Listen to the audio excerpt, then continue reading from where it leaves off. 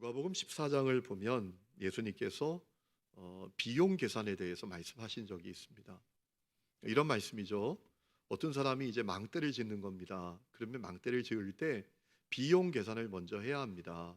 내가 가진 돈으로 이 공사를 시작해서 마칠 수 있겠는지, 그리고 공사를 시작해야 합니다. 왜냐하면 공사를 시작하고 마치지 못하면 사람들이 비웃음거리가 되고 말 것이다 라는 얘기죠.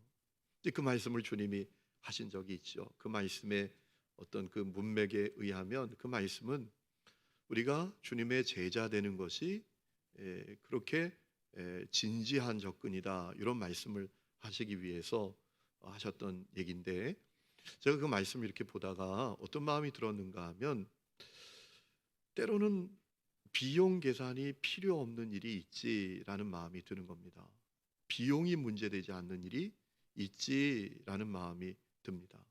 어떤 비용을 치르더라도 반드시 해결해야 되는 일이 있지라는 마음이 들었어요. 그럼 어떤 일이 그럴까요? 생명을 살리는 일이 그렇지 않을까요? 자, 내 자식이 병들어서 죽어가고 있단 말입니다. 그때 여러분, 그 죽어가는 자식 앞에서 비용 계산만 하고 있는 부모가 어디 있겠습니까? 다 이런 마음 가지지 않겠습니까? 내 목숨을 바꾸서라도, 내 목숨과 바꿔서라도 이 아이를 살려야 된다. 어떤 비용을 치르더라도. 여러분, 그런 마음을 갖지 않겠습니까? 그렇죠? 비용이 문제되지 않는 일이 있는 거죠. 여러분, 그러한 일이 또 있습니다. 뭘까요? 하나님의 나라를 우리가 얻는 겁니다. 여러분, 우리가 살아가면 살아갈수록 어떤 마음이 듭니까?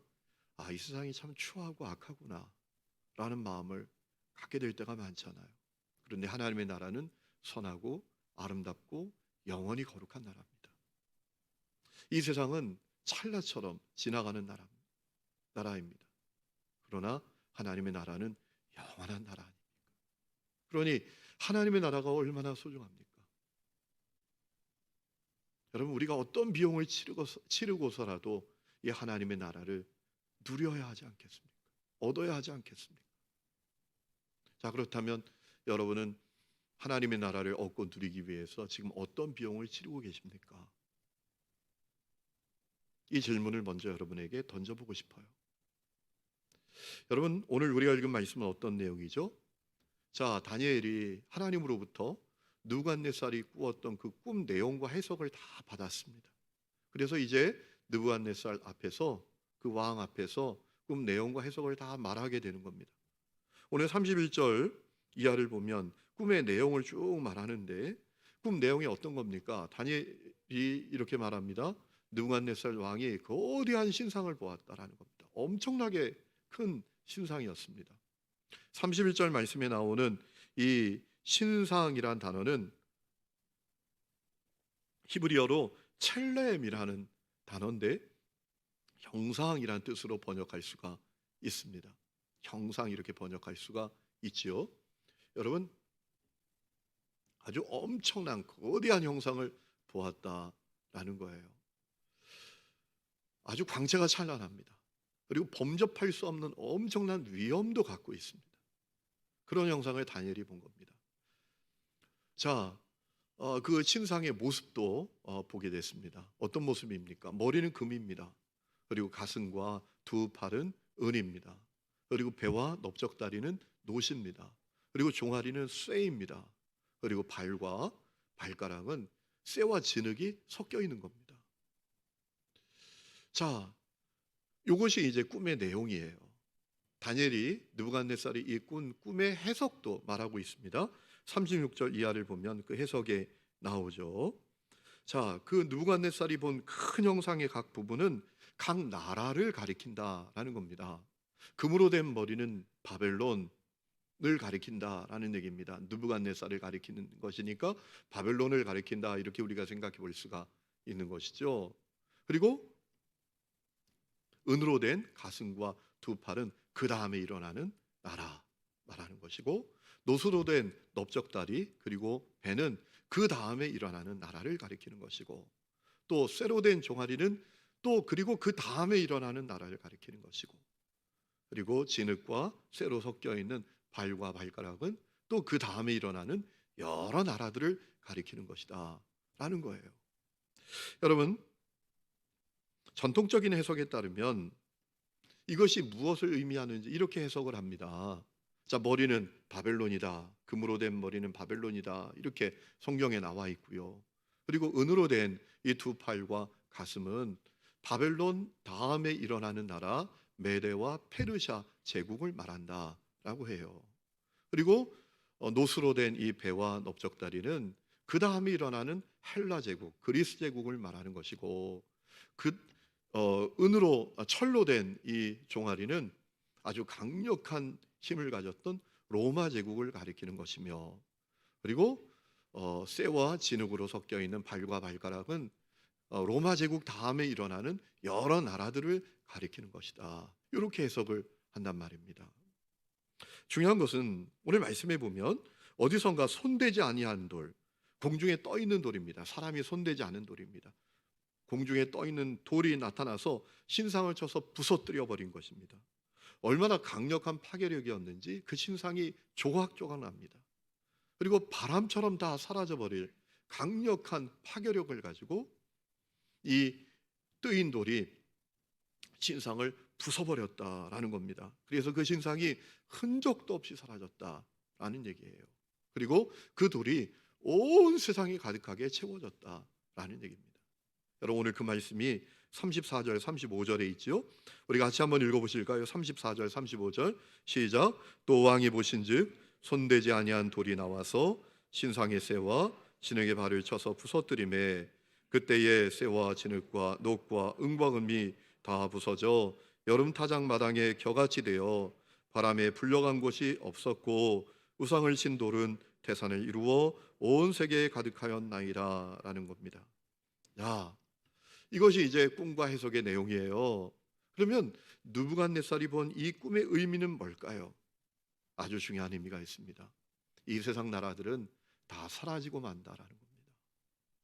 이 세상 나라들은 우리들이 바라볼 때 대단히 위대하고 대단히 번세가 있고 엄청난 나라 같아도 다 바람처럼 사라지고 만다라는 얘기예요. 여러분, 이 땅에 영원한 나라가 있나요? 역사를 보면 없어요. 영원한 나라는 없습니다. 여러분, 지금도 마찬가지입니다. 오늘 이 땅의 나라들이 우리가 볼 땐 발전하고 있는 것 같지만 사실은 발전하지 않고 쇠하고 있는 거예요. 사실은 발전하고 있는 것이 아니라 타락하고 있는 것하고 같은 것 같아요. 여러분, 인간이 만든 그 문명, 과학, 기술, 기계, 제도, 여러분 그런 것들로 얼마나 죄를 짓습니까? 여러분, 그 찬란한 과학과 문명을 가지고 죄 짓는 데 씁니다. 그 좋은 제도로 추한 제도를 합법화하려고 하고 있어요. 여러분, 우리나라만 해도 벌써 낙태가 합법이에요. 간음죄도 합법이에요. 이제는 동성애까지 합법화하려고 하고 있습니다.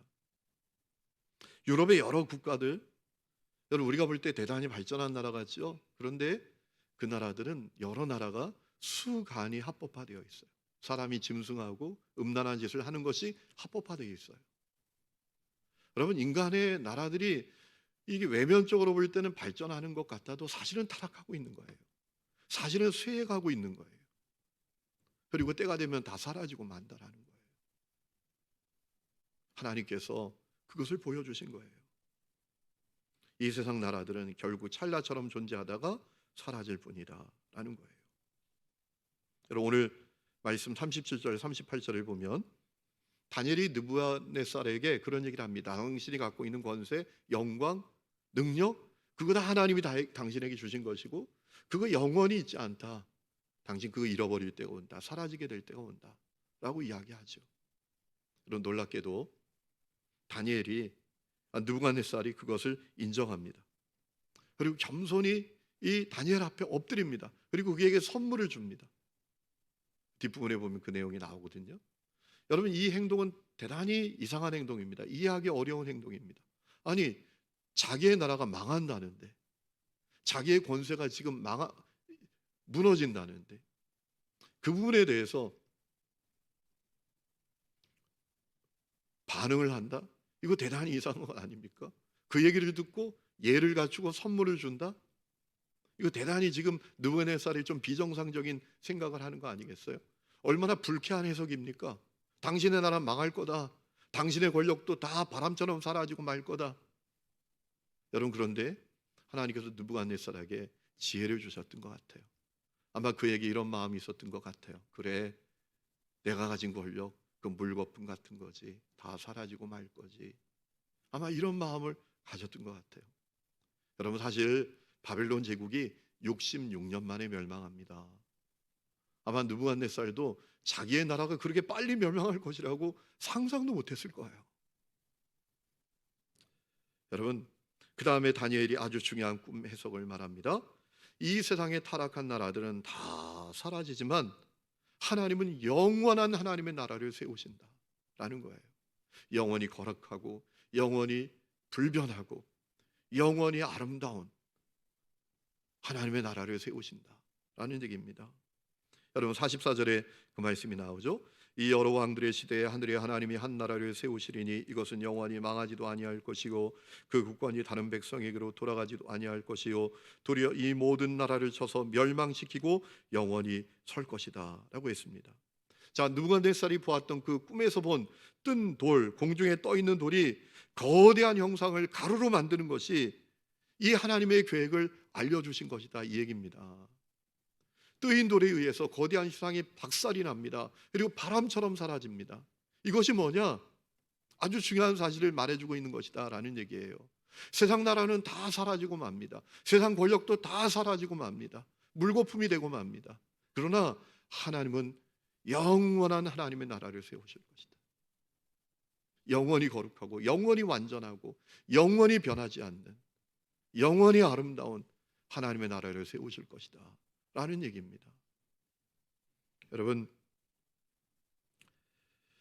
느부갓네살이 이 꿈에서 보았던 뜨인 돌이 있지 않습니까? 오늘 45절 말씀에 보면 정확하게 말하면 손대지 아니한 돌이라고 표현했는데 산에서 나왔다라고 했지 않습니까? 이 돌은 어떤 돌일까요? 자, 사람이 손대지 않은 돌이라고 해볼 수가 있어요. 손대지 않은 돌, 사람이 손대지 않았다라는 얘기입니다. 그리고 산에서 나왔다라고 했어요. 그러니까 하나님께로부터 나왔다, 이렇게 생각할 수 있는 겁니다. 하나님께로부터 나온 돌입니다. 사람이 손대지 않은 돌입니다. 그러면 이 돌은 무엇을 의미하는 걸까요? 우리 예수님을 의미하는 거예요. 우리 예수님을 가리키는 표현이에요. 여러분, 우리 예수님께서 이 땅에 성육신 하십니다. 십자가 부활 사건을 통해서 사단의 악한 권세를 깨뜨리십니다. 굴복시키십니다. 그리고 사단의 종이 되어 죄와 저주 가운데 살아가는 사람들을 구원하십니다. 눌린 자를 자유케 하시고 가진 자에게 해방을 주십니다. 범죄하고 타락하여 죄와 저주 가운데 살던 인생들이 예수의 그 십자가 보혈로 다 구원받게 되지 않습니까? 여러분, 예수의 십자가 보혈로 인간은 결정적인 세 가지 문제로부터 구원을 받습니다. 첫 번째는 죄의 문제입니다. 왜 죄가 문제죠? 여러분, 죄 때문에 인간이 고통받고 저주 가운데 살고 죽고 심판받고 멸망당하게 됩니다. 이 죄의 문제가 결정적인 문제입니다. 두 번째는 사단의 종으로 사는 문제입니다. 여러분, 사람들이 다 자기 뜻대로 사는 것 같다고 생각을 해요. 자기 뜻대로 사는 줄 압니다. 그런데 사람이 자기 뜻대로 사는 게 아니에요. 마귀가 이끄는 대로 사는 겁니다. 사단이 이끄는 대로 사는 겁니다. 그래서 사람들이 이러면 안 되는데 이러면 안 되는데 라고 말하면서도 죄 가운데 살아가는 것입니다. 그리고 그 인생의 끝은 허무하고 비참해지는 것입니다. 이것은 너무나 결정적인 문제입니다. 그리고 죽음의 문제. 여러분, 죄인은 죽게 됩니다. 멸망당하게 됩니다. 영원한 고통 가운데 처하게 됩니다. 이것이 얼마나 결정적인 문제입니까? 그런데 예수님이 이 땅에 오셔서 사단의 모든 권세를 깨뜨리시고 인간을 구원하심으로 말미암아 그 문제가 다 해결되는 것입니다. 그리고 그 사람 속에 정말 놀라운 사실은 하나님의 나라가 임하게 되는 것입니다. 하나님의 나라가 시작되는 것입니다. 여러분, 세상 나라처럼 하나님의 나라는 보이는 나라가 아니잖아요. 영토가 있는 나라가 아니잖아요. 하나님이 통치하시는 나라입니다. 여러분, 예수 십자가 보혈 구원받고 복음을 만나면 어떤 역사가 일어나요? 그 속에 하나님의 나라가 시작이 됩니다. 그 속에 하나님의 통치가 시작이 됩니다. 그리고 그가 있는 가정 속에 하나님의 나라가 시작이 됩니다. 누가복음 17장을 보면 바리새인들이 예수께 묻지요. 하나님의 나라가 언제 임합니까? 어느 때 임합니까? 근데 예수님께서 뭐라고 대답하시죠? 하나님의 나라는 보이게 임하는 게 아니다. 여기 있다 저기 있다도 못한다. 하나님의 나라는 너희 속에 있다 라고 하셨어요. 십자가 보혈을 통해서 구원받은 성도 속에 하나님의 나라, 하나님의 통치가 이루어질 것을 말씀하신 거죠. 여러분, 십자가 보혈로 구원받은 사람들은 그 심령 속에 하나님의 나라가 시작이 됩니다. 우리가 잘 아는 찬송가 438장, 보혈을 통해서 십자가 복음을 듣고 구원받고 자기 속에 하나님의 나라가 시작된 사람의 고백 아니겠습니까? 내 영혼이 은총 입어 중한 죄짐 벗고 보니 슬픔 많은 이 세상도 뭐로 변한다고요? 천국으로 변한다. 할렐루야 찬양하세. 내 모든 죄 사함 받고 주 예수와 동행하니 그 어디나 뭐라고요? 하늘나라.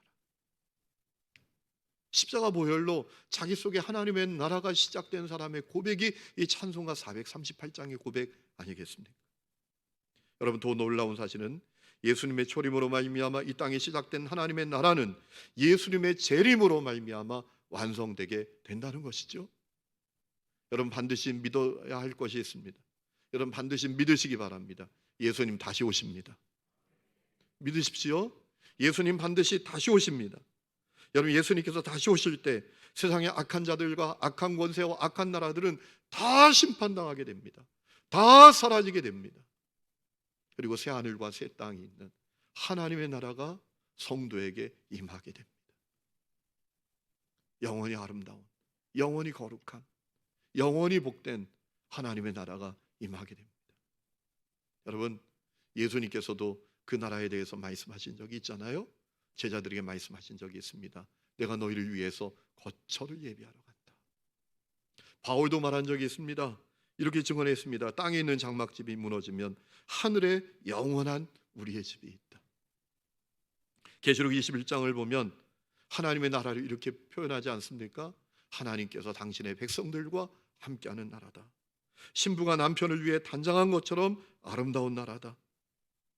모든 눈물을 그 눈에서 씻기워 주시고 다시는 죽음도 애통도 아픔도 없는 나라다 라고 말씀을 하시지 않았습니까? 여러분, 그것이 예수님을 통해서 이루어진 역사입니다. 여러분, 그러니까 하나님께서 느부갓네살 왕에게 이 땅에 오시는 뜨인 돌, 손대지 아니한 돌 대신 예수님을 통해서 이루어질 하나님의 구원 계획을 그대로 말씀해 주신 거예요. 예수님을 통해서 구원받은 성도의 심령 속에 하나님의 나라가 임하고, 그리고 예수님이 다시 오실 때 새 하늘과 새 땅이 임하게 되는 영원한 하나님의 나라가 이루어질 것을 하나님께서 다니엘을 통해서 느부갓네살이 꾼 꿈을 해석하면서 그대로 보여주시고 알려주신 거예요. 여러분, 아주 중요한 사실이 있습니다. 느부갓네살이 꾸었던 그 꿈은, 그리고 다니엘이 해석했던 그 꿈은 우리에게는 이루어진 현실이 되었다라는 거예요. 그때는 미래였죠. 그러나 지금은 우리에게 실현된 사건이 되었다라는 거예요. 그렇기 때문에 우리는 또 하나 중요한 질문을 우리 자신을 향해서 던져봐야 합니다. 그렇다면 내 속에 하나님의 나라는 정말 시작됐나? 나는 정말 하나님의 나라를 얻었나? 나는 하나님의 나라를 듣기만 하는 사람인가? 하나님의 나라를 얻어서 누리는 사람인가? 이거 점검해 봐야 합니다. 여러분, 교회 안에는 두 종류의 사람들이 있습니다. 하나님의 나라 듣는 사람만 있어요. 하나님의 나라를 들을 뿐입니다. 누리지는 못해요. 그런데 어떤 사람은 하나님의 나라를 누리는 사람들이 있습니다. 여러분은 어떤 편에 속해 있으십니까? 그럼 우리가 어떻게 하나님의 나라를 누릴 수 있나요? 여러분, 존 스토트라는 유명한 신학자의 목회자가 있었습니다. 20세기 가장 위대한 복음주의자라는 별명을 가지기도 했습니다. 그분이 쓴 역작이 하나 있는데 제목이 기독교의 기본 진리라는 제목의 책입니다. 그 책 9장에 이런 소제목이 붙어 있습니다. 비용 계산이라는 소제목이 붙어 있습니다. 그분이 거기서 이런 얘기를 합니다. 기독교 신앙은 교리나 신조에 동의하는 수준이 아니라 그리스도이신 주님을 따르는 거다라는 거예요. 그리스도이신 주님을 따르는 자가 하나님의 나라를 누리게 될 것이다 라는 겁니다. 그런데 안타깝게도 많은 사람들이 그 하나님의 나라를 누리지 못한다라는 거예요. 왜 그런가? 치러야 될 비용을 치르지 않기 때문이다 라는 얘기입니다. 수많은 사람들이 그래서 교회 안에 이름뿐인 기독교인으로 남아있다라는 거예요. 썬데이 크리스찬으로 남아있다라는 거예요. 오늘 말씀을 빗대어서 말씀드리면 하나님의 나라를 듣기만 하는 사람들이 되어 있다라는 거예요. 교회 평생 다녀도 하나님의 나라가 그 속에 없어요. 하나님의 나라를 누리지 못해요. 하나님의 나라를 그저 듣는 수준이에요. 그렇다 하더라 내 영혼이 은총 입어 중한 재짐 벗고 보니 그 어디나 하늘나라라 하더라 듣는 수준에 머물러 있다라는 거예요. 그 이유가 뭐냐? 기독교 신앙은 그저 기독교 신앙의 어떤 교리나 신조에 동의하는 수준이 아니라 예수님을 따라가는 건데, 따라가야 하나님의 나라를 누리게 될 텐데 비용을 치르지 않고 있다라는 거예요. 그러면 우리가 하나님의 나라를 누리기 위해서 치러야 될 비용이 뭐냐? 그분이 여러 얘기를 하는데 제가 그것을 세 가지로 정리해 봤습니다. 첫 번째는 죄를 버려야 합니다. 죄를 버리는 비용을 치러야 합니다. 그럼 마가복음 1장 15절 말씀을 보니까 예수님께서 공생이 시작하시면서 하셨던 말씀이 있습니다. 때가 찼다. 하나님의 나라가 가까이 왔다. 회개하고 복음을 믿어라. 자, 하나님의 나라가 가까이 왔대요. 그리고 가장 먼저 말씀하신 것이 무엇입니까? 회개해야 된다. 회개해야 가까이 온 하나님의 나라를 얻을 수 있다 라는 말씀이시죠. 여러분, 회개가 뭡니까? 간단합니다. 따라합시다. 회개는 죄를 버리는 거다. 회개는 어렵지 않아요. 회개는 복잡하지 않아요. 회개는 죄를 버리는 겁니다. 쓰레기 버리듯 버리는 겁니다. 여러분, 죄를 버려야 합니다. 죄를 버리지 않고 하나님의 나라를 누릴 수 없습니다. 얻을 수 없습니다. 회개는 구원의 첫 번째 관문입니다. 요한복음 3장 3절에 예수님 말씀하셨습니다. 진실로 진실로 이루노니 사람이 거듭나지 아니하면 하나님의 나라를 볼 수 없느니라. 거듭나야 합니다. 거듭나는 게 뭡니까? 존재가 바뀌어지는 거죠. 그의 내면과 그의 외면이 달라지는 거죠. 그의 영이 달라지는 거죠. 그것은 무엇을 의미합니까? 죄를 버렸다는 겁니다. 여러분, 죄를 버리지 않고 사람이 달라질 수 있습니까? 죄를 버리지 않고 그 내면과 외면이 달라질 수 있습니까? 거듭나는 것은 죄를 버렸다라는 겁니다.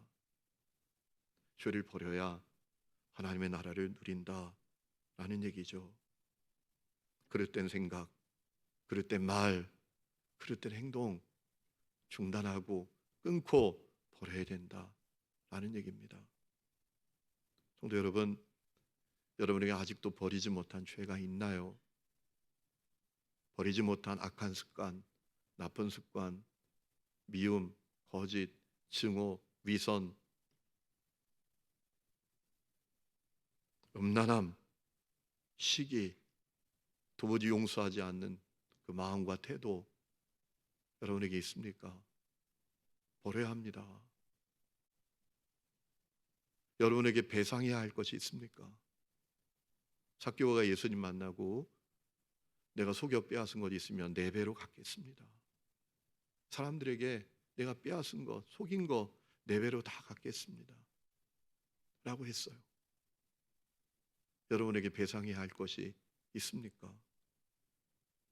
여러분, 주님께서는 아주 단호하게 죄를 버려야 한다라고 말씀하신 적이 있습니다. 마태복음 5장에 보면 너 눈이 범죄하면 눈 빼버려라.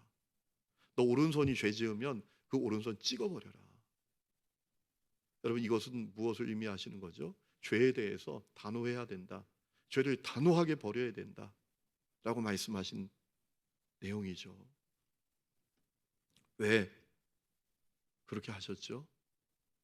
죄에 대해서 단호하지 못하면, 죄를 버리지 않으면 하나님의 나라를 얻기 어려워요. 하나님의 나라는 누리기 어렵습니다. 죄를 버려야 가정에서도 하나님의 나라가 임합니다.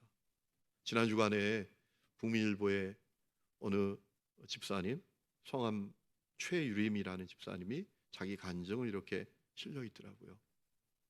내용이 이런 겁니다. 그 부부가 대학교 다닐 때 수화 찬양 동아리에서 만났습니다. 그래서 사랑하게 되었고 결혼하게 됐습니다. 첫째 아이가 태어나고 갈등이 시작이 됩니다. 사랑하던 사이가 원수 같은 사이가 됩니다. 못 봐주는 사이가 됩니다. 틀어지기 시작했습니다. 이혼의 위기까지 몰리게 되었습니다. 해결해 보려고 이곳저곳 쫓아다니면서 상담 비용을 600만 원 넘게 써도 해결이 안 됩니다. 그러다가 교회에서 특세를 하는데 억지로 참여했다가 거기서 은혜가 임합니다. 그리고 진정한 회개를 합니다. 그래서 변화됐다라는 거예요.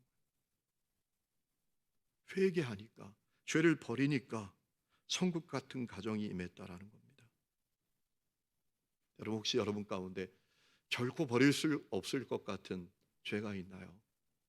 여러분, 버리게 해달라고 진정성을 갖고 기도하면 버리지 못할 리 없습니다. 죄를 버려야 합니다. 두 번째는 자기를 버려야 합니다. 마가복음 8장 34절에 보면 예수님 말씀하셨습니다. 누구든지 나를 따라오려거든 자기를 부인하고 나를 따를 것이다 라고 했습니다. 자기를 부인한다는 게 뭡니까? 자기를 버리는 거죠. 자기를 버리는 것은 도대체 뭡니까? 감정도 의지도 없이 사는 겁니까? 그게 아닙니다. 자기를 버린다는 것은 내 마음의 첫 번째 자리에 주님을 모시는 겁니다. 내 마음의 왕좌에 주님을 모시는 것입니다. 내 마음의 완고한 의지, 자아, 주님께 넘겨드리는 것입니다. 나에 대해서는 아니요 라고 하고 주님께 대해서는 예 라고 하는 겁니다. 이제 입술에 발린 말로 주님, 주님, 주여, 주여 하는 것이 아니라 그 중심에 정말 예수님이 주인 되게 하는 것입니다. 여러분, 이것은 우리가 하나님의 나라를 얻고 누리기 위해서 너무나 중요합니다. 여러분, 한번 생각해 보십시오. 우리가 언제 마음이 불편합니까? 우리 마음이 언제 지옥처럼 변합니까? 내 마음의 왕좌에 내가 앉아 있을 때입니다. 그래서 힘든 거예요. 왜냐하면 나의 완고한 자아대로 안 되니까. 나의 삐뚤어진 의지대로 상대방이 움직여지지 않으니까. 내 취향대로 되지 않으니까. 상대방이 내가 가진 의지대로 굴복되지 않으니까, 따라주지 않으니까, 내 마음에 가득한 정욕과 욕망을 굴복시키지 못하니까 우리 마음이 불편하고 지옥이 되잖아요. 여러분, 제가 얼마 전에 어느 목사님 만났는데 자기 친구 목사님 얘기를 하시더라고요. 그 교회가 너무너무 힘들고 분란이 많은 교회래요. 늘 얼굴이 힘들고 어려운 표정으로 다녔는데 얼마 전에 그 친구 목사님 만났더니 얼굴이 환하더래요. 평안하더래요. 그래서 요즘 잘 지내? 어떻게 얼굴이 참 좋아졌다. 교회 평안해? 그랬더니 교회 평안해 그러더래요. 와, 잘 됐네. 어떻게 이렇게 평안해졌어? 라고 했더니 딱 한마디 하시더래요. 우리 교회를 너무 분란으로 만드는 그분이 병들어 누웠어 라고 하더래요. 여러분, 너무 안타깝잖아요. 내가 자기를 버리지 못하면 때때로 하나님은 하나님이 버리도록 만드십니다. 비참해요. 고통해요. 고통스러워요. 그래서 갈라디아서 5장 24절에 그리스도 예수의 사람들은 육체와 함께 그 정욕과 탐심을 십자가에 못 박았느니라 라고 했습니다. 육체에 못 박아야 된다. 내 완고한 의지, 삐뚤어진 자아, 못 박아야 된다. 자기를 버리면 하나님의 나라가 내 속에도 임하고 가정에도 임하는 겁니다. 공동체에도 임하는 겁니다. 세 번째는 섬김의 삶을 살아야 합니다. 여러분, 예수님께서 예루살렘에 올라가실 때 제자들에게 한바탕 분란이 일어났습니다. 야고보, 요한 어머니 살로메 때문에 그래요. 이 살로메가 예수님께 조용히 오더니 주님 영광의 날에 내 두 아들 하나는 오른쪽 하나는 왼편에 앉혀주실 거죠? 라고 부탁을 합니다. 그걸 제자들이 알고 나서 막 분란이 일어난 거예요. 누가 크냐고. 그때 예수님께서 뭐라 말씀하셨죠? 섬김을 위해서 예수님 당신이 오셨으니 너희도 섬기는 자가 되어야 된다. 하나님의 나라는 섬기는 사람들의 나라다. 하나님의 나라는 섬김을 통해서 임하게 된다 라고 말씀하시잖아요. 마태복음 25장을 보면 예수님께서 다시 오실 때 목자가 양과 염소를 구분하는 것처럼 사람들을 구분하실 것이다 라고 했어요. 그리고 오른쪽에 있는 양과 같은 사람들을 통해서 너희들이 복되다, 너희들이 하나님의 나라를 받게 될 것이다 라고 하셨다고 합니다. 그리고 그 이유를 이렇게 말씀하셨다고 하죠.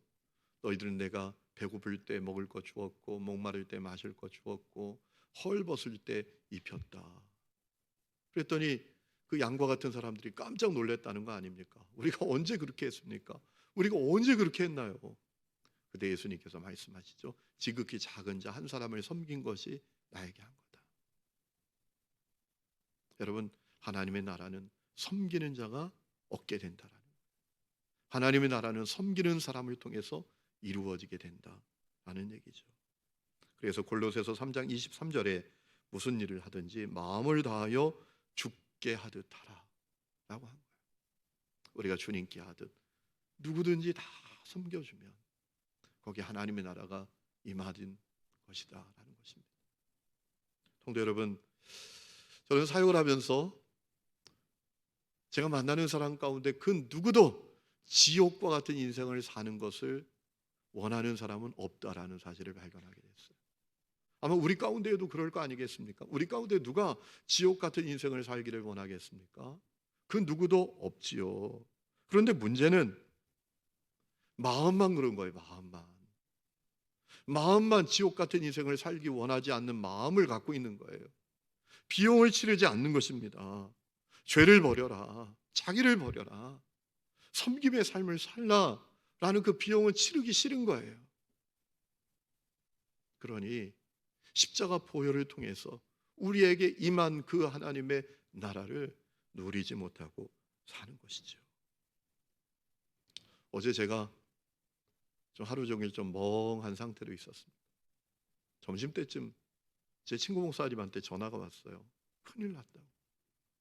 무슨 일이야? 라고 했더니 제가 올해 저희 신학교 동규회 회장이 됐거든요. 1년씩 돌아가면서 하니까 1년씩은 누구나 다 해야 돼요. 그러니까 저한테 연락을 해준 거예요. 무슨 일이야? 라고 했더니 천원에서 목회하는 저희 친구 목사님이 죽었다라는 거예요. 이게 말이 돼? 에이, 잘못 들었지. 아니, 틀림없는 사실이에요. 틀림없는 사실이라는 거예요. 자다가 못 일어났대요. 심장마비라는 거예요. 요즘 이렇게 저렇게 스트레스가 많다라고 하더니 자다가 못 일어났다라는 거예요. 아침에 사모님이 여보 일어나 하는데 못 일어나는 거예요. 심장마비로 세상을 떠났더라. 갑자기 멘붕이 오더라고요. 야, 이게 인생이다. 인생 아무것도 아니지. 우리가 별것 아닌 것 같고 그냥 애걸복걸하고 아둥바둥하고 죽냐 사느냐 하지만 인생 사실 아무것도 아니구나. 그런 마음을 갖게 됐어요. 여러분, 요한복음 10장 10절에 예수님께서 하신 말씀이 있습니다. 내가 온 것은 양으로 생명을 얻게 하고 더 풍성히 얻게 하려는 것이다. 주님께서는 우리 모두가 하나님의 나라를 풍성히 누리면서 살기를 원하고 계신다라는 겁니다. 여러분, 그 일을 위해서 독생자의 생명까지 내어주셨어요. 여러분, 비용을 치르는 자는 누리게 될 것이고 비용을 치르지 않는 자는 듣고만 살 겁니다. 죄를 버려라, 자기를 버려라, 섬김의 삶을 살라. 비용을 치르면 여러분 속에 하나님의 나라가 임하고 여러분 가정에 하나님의 나라가 시작이 될 것입니다. 그렇지 않으면 듣고만 살 겁니다. 저는 우리 하나님교회 성도들 가운데 그 누구도 듣고만 사는 분들이 없기를 바랍니다. 누리기를 바랍니다. 그 은혜가 여러분 삶 가운데 충만할 수 있기를 주의 이름으로 축원합니다. 우리 이 시간에 찬양 부르고 기도하는 시간을 갖겠습니다. 438장 내 영혼이 은총 입어 중한 재짐 벗고 우리 찬양 부릅시다. 내 영혼이 은총 입어 중한 재짐 벗고 보니 슬픈 마음 이 세상도 전국으로 오나 할렐루야 찬양하세 내 모든 죄 사함받고 주 예수와 동행하니 그 어디나 나를 따라 주의 얼굴 뵙기 전에 멀리 뵙고 하늘나라 내 맘속에 이루어지니 날로 반갑구나. 할렐루야 찬양하세 내 모든 죄 사함받고 주 예수와 동행하니 그 어디나 하늘나라 높은 산이 거친 길이 조망이나 궁궐이다 내 주 예수 모신 곳이 그 어디나 하늘나라 할렐루야 찬양하세 내 모든 죄 사함받고 주 예수와 동행하니 그 어디 밖에 일어나서 할렐루야 찬양하세 할렐루야 찬양하세 내 모든 죄 사함받고 주 예수와 동행하니 그 어디나 하늘나라.